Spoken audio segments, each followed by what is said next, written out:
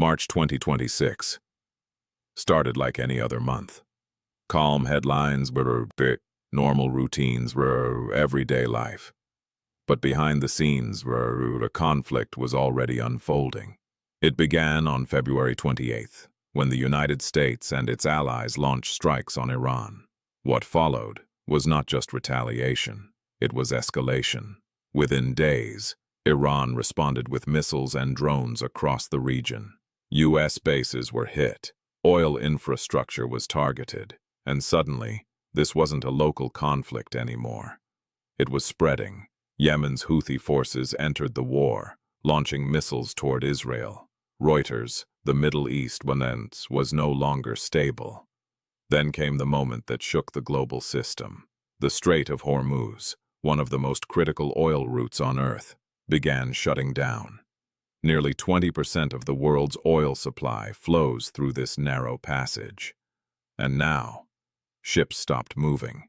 Wikipedia tankers turned back, shipping halted, and energy stopped flowing. The impact was immediate. Oil prices didn't just rise. They surged. In just weeks, global crude prices crossed $120 per barrel. World Economic Forum gas prices followed. Fuel costs jumped. Transportation became expensive overnight. And when energy rises, everything rises. Food prices increased. Supply chains slowed down.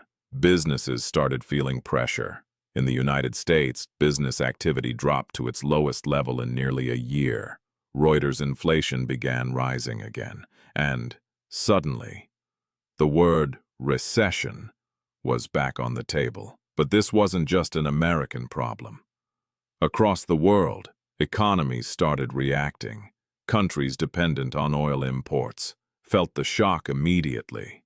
India warned that rising energy costs could slow its growth. Reuters. Europe saw markets fall. Asia faced shortages, and global growth forecasts started getting cut. Behind the numbers, something bigger was happening.